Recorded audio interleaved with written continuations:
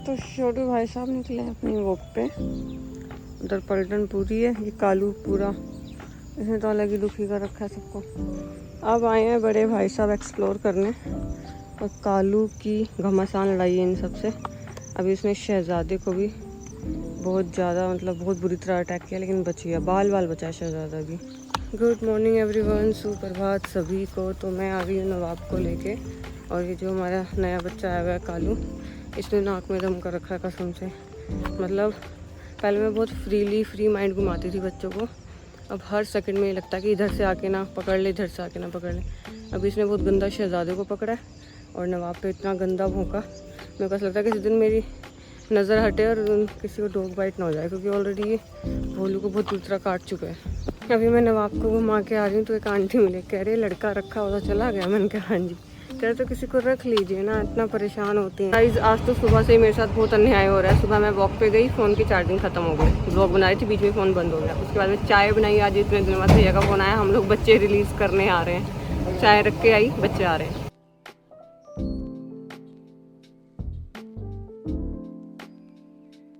बच्चे तो हमने सारे रिलीज़ कर दिए, लेकिन यहाँ पे ना साहिल भैया हैं, तो उनके डॉग्स हमने पकड़वाने, वो कोशिश कर रहे हैं, ढूंढ रहे हैं, बच्चे मिल ही नहीं रहे हैं। ऐसा ही होता है जब बच्चे पकड़वाने हो ना, बच्चे मिलते नहीं हैं।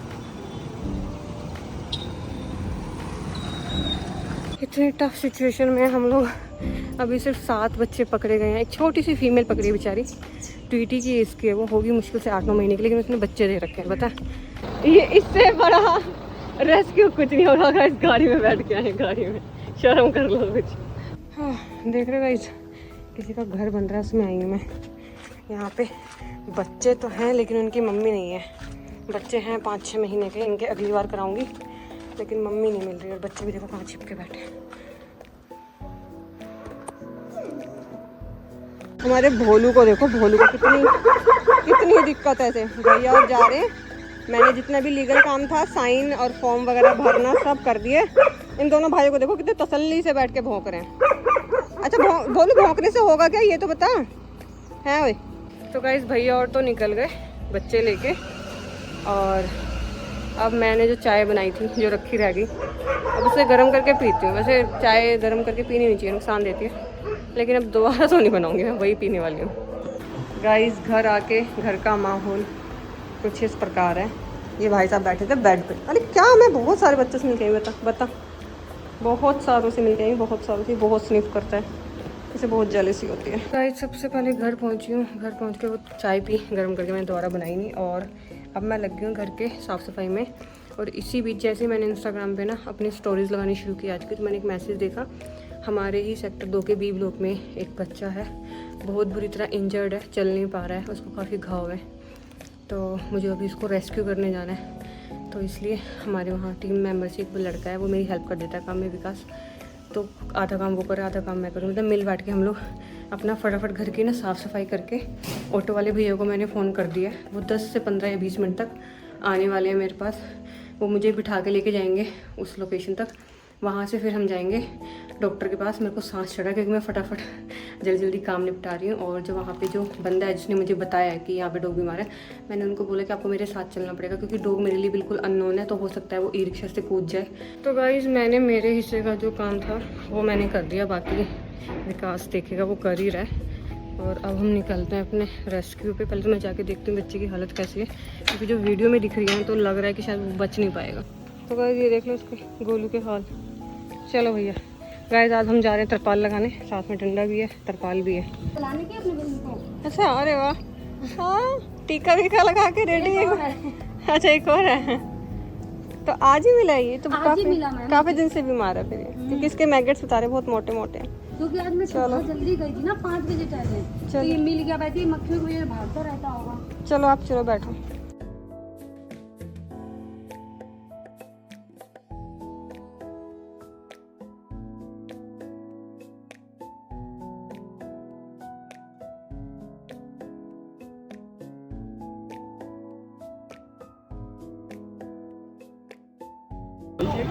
हाँ भैया बहुत टाइम लग गया आज, बहुत ज़्यादा, और मैंने सुबह से कुछ भी नहीं खा रखा, हालत ख़राब है मेरी।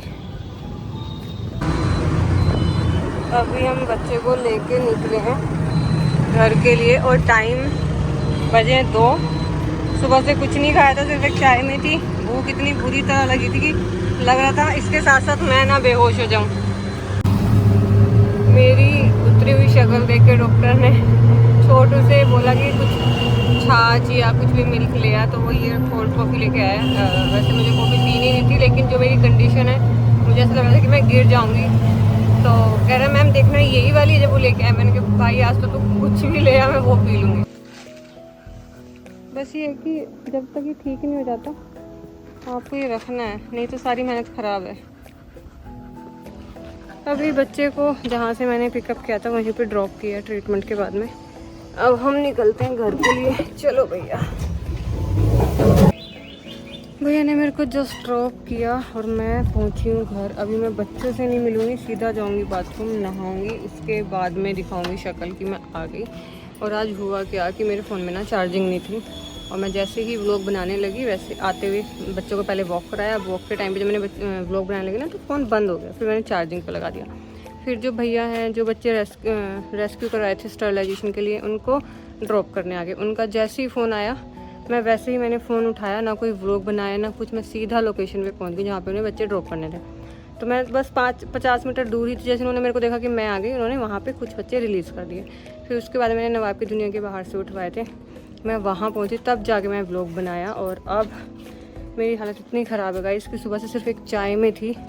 डॉक्टर पंकज ने मेरी हालत इतनी ख़राब देखी कि मेरा बीपी सा लो हो रहा है, तो उन्होंने कुछ कोल्ड कॉफ़ी टाइप पता नहीं जो भी था वो मंगाया। वैसे मुझे पीनी नहीं थी कॉफ़ी, लेकिन हालत ऐसी लग रही थी कि आज तो मैं कुछ भी, अगर जहर मीठा भी दे दोगे ना वो भी पी लूँगी, इतनी बुरी हालत हो गई है।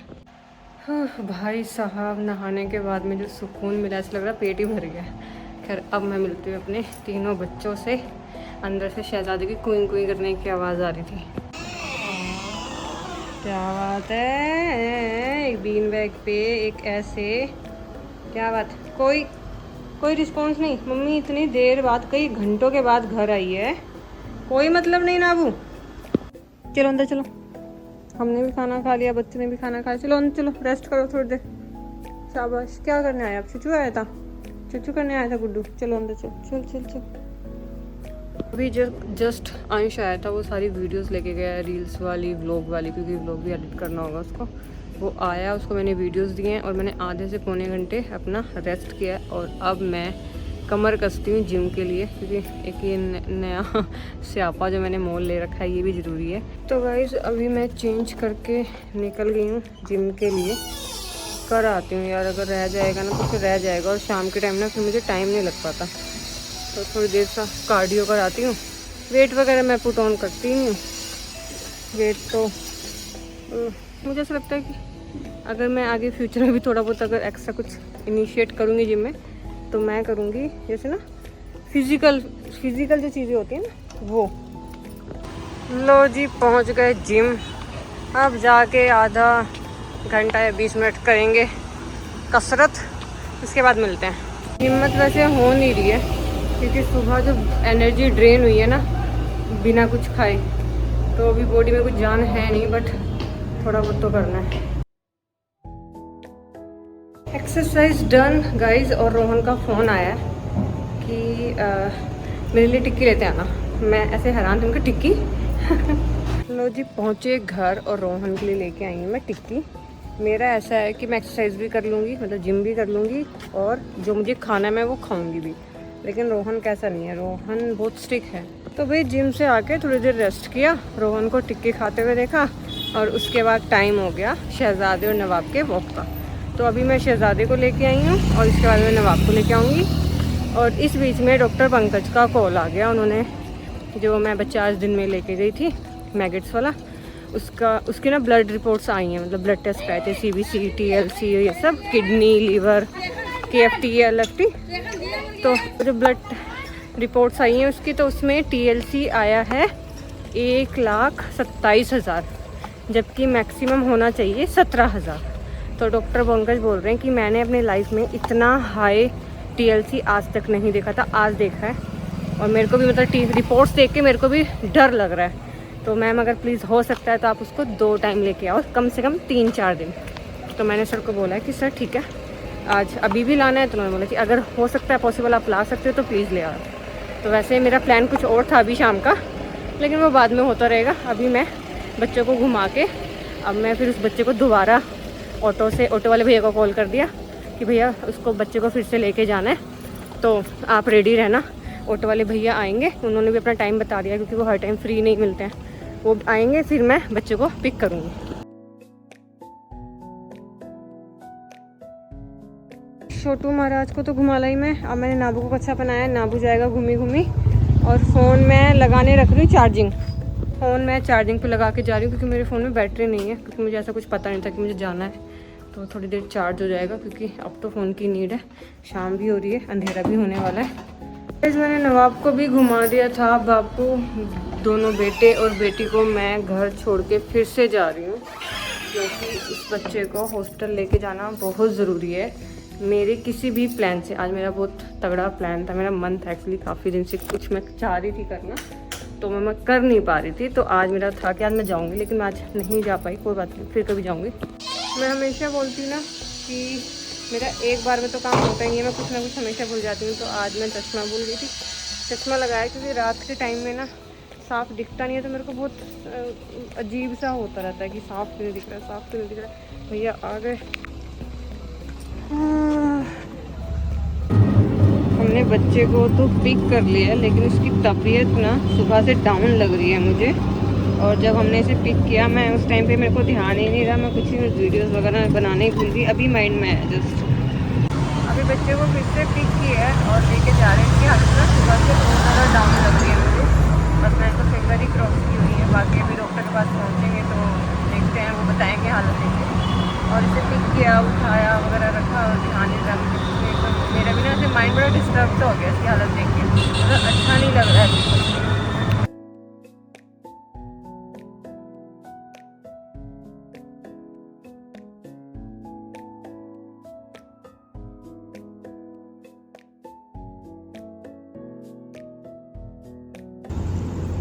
अभी ट्रीटमेंट के बाद में लेके जा रहे हैं बच्चे को। बच्चे की हालत में बहुत ज़्यादा सीवियर है। TLC जितनी है ना उसकी, इतने में बच्चा चला जाता है। डॉक्टर बोल रहे हैं ये पता नहीं कैसे बच्चा हुआ है। हमेशा की तरह एज यूजुअल भैया की रिक्शा की बैटरी डाउन। अब हम बीच रास्ते में खड़े हैं, टाइम ऑलमोस्ट 10 बज चुके हैं, पता नहीं हम घर कब पहुँचेंगे। भैया बात कर रहे हैं फ़ोन पे किसी से, किसी को बुला रहे हैं। अब भैया बोल रहे हैं कि जो ये बच्चा है ये और जो मैं इनको हम भेज देंगे घर पे नई रिक्शा से, और मैं और भैया चले जाएंगे अपने घर। थैंक यू भैया। ना ये मेरे पास है, रिपोर्ट है इसकी। तो हमने ना दूसरे ऑटो में, हाँ ठीक है आप जाओ, दूसरे ऑटो में शिफ्ट कर दिया। अब हम निकलते क्या, हम पैदल जाएंगे, हमें जाना है पैदल। अब यहाँ से मेरा घर है कम से कम 1-1.5 किलोमीटर, तो मैं जा रही हूँ पैदल। और मेरी हालत पता क्या, आज मैं घर जाके सीधा सोने वाली हूँ। मैं फीडिंग के लिए भी रोहन को बोलूँगी कि आप करके आओ। मैं जस्ट अभी पहुँची हूँ घर, और लाइफ में पहली बार ऐसे हुआ है कि मेरे को ऑटो में झपकी आ रही थी और मैं बार बार ऐसे हो रही थी, क्योंकि मैं सुबह की उठी हुई 5 बजे की। और खराब अभी तो ऐसे हो रहा है कि ना तो खाना बन पाएगा मेरे से, और अगर खाना रोहन ने बना भी दिया होगा, वैसे तो बनाया नहीं होगा, बना बनाया खाना खाने की भी हालत में नहीं हूँ मैं सीधा सोने वाली हूँ। गाइस सोचा तो था कि खाना नहीं खाऊंगी, सीधा सो जाऊंगी, लेकिन रोहन ने ऑर्डर कर दिया खाना ज़ोमैटो से, तो खाना खा लिया हम दोनों ने। और अभी देखो मेरे साथ में कौन लेटा हुआ है, शहज़ादा लेटा हुआ है। और मैं इसको ना ये क्रीम लगा रही हूँ स्टेफन, क्योंकि इसको कुछ स्किन की एलर्जी होनी स्टार्ट हो रही है। जस्ट मैं दिखाती हूँ कितनी, अभी जस्ट स्टार्ट हुई है, मैंने एकदम से नोटिस कर लिया। मैंने डॉक्टर से बात की तो उन्होंने बोला कि आप स्टेफन लगा दो, घर पे रखी रहती है, कभी भी कुछ एलर्जिक हो तो जैसे। तो नवाब की रखी हुई थी ये, तो अभी मैं इसको लगा रही हूँ। और जब शहज़ादा आया था ना छोटा सा, बहुत छोटू सा जब ये आया था 10 जनवरी को, तो इसको ना कमर पे इतना बड़ा पैच था एलर्जी का, मतलब इसको जेनेटिक प्रॉब्लम है कुछ, और वहाँ से पूरे बाल ऐसे ट्रिम कर रखे थे। और बीटाडिन लगा के क्रीम अप्लाई करनी होती थी। इसके पेरेंट्स दे के गए थे कि ये इसको ये सब क्रीम वगैरह अप्लाई करनी है। रुक जा, मैं तेरी बचपन की कहानी सुना रही हूँ यार।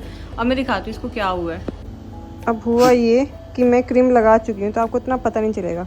तो एक पैच तो यहाँ पे बनना स्टार्ट हुआ है, एक पैच यहाँ पे बनना स्टार्ट हुआ है। मैंने दोनों में क्रीम लगा दी है। और यहाँ पे थोड़ा सा कान पे पिंपल नहीं हो जाता उसे पिंपल टाइप, वो एलर्जी यहाँ पे फोकस नहीं हो पा रहा है। बाकी मैं अभी पूरी बॉडी पे चेक करने लगी हूँ। मैंने जस्ट अभी जब शहजादे को दवाई लगाई ना, उसके बाद में दोनों के लिए गोट मिल्क पाउडर बना के पिलाया और फिर थोड़े गैप के बाद में सैल्मन ऑयल पिलाया और शहजादे के जो मल्टीविटामिन सप्लीमेंट्स जो चल रहे हैं वो खिलाए, क्योंकि दिन में मैं ये सब कर नहीं पाई थी। आज आप लोगों ने देखा दिन मेरा कितना हेक्टिक रहा, तो दिन में ये सब हो नहीं पाया था। तो सोने से पहले मेरा टारगेट था कि बच्चों को सब फिट करके तब सुलाऊंगी। खाना इन्होंने खा लिया, बाहर घूम रहे हैं दोनों नालायक, अगर दिख रहे हैं तो गेट के पास। और फीडिंग गाइस मेरे से हो नहीं पाएगी, फीडिंग जाएंगे रोहन करने। तो रोहन भी खाना वगैरह खा के एकदम फिट है। अब रोहन निकलेंगे फीडिंग के लिए और मैं करूँगी नीनी। तो गाइस आज का दिन यहीं ख़त्म करते हैं। कल मिलते हैं नए दिन के साथ में, नए व्लॉग के साथ में। आप सभी को शुभ रात्रि। और जो नया बच्चा रेस्क्यू किया प्लीज़ उसके लिए प्रेयर करो, क्योंकि उसकी उम्मीद बहुत कम नज़र आ रही है, वो जल्दी से ठीक हो जाए।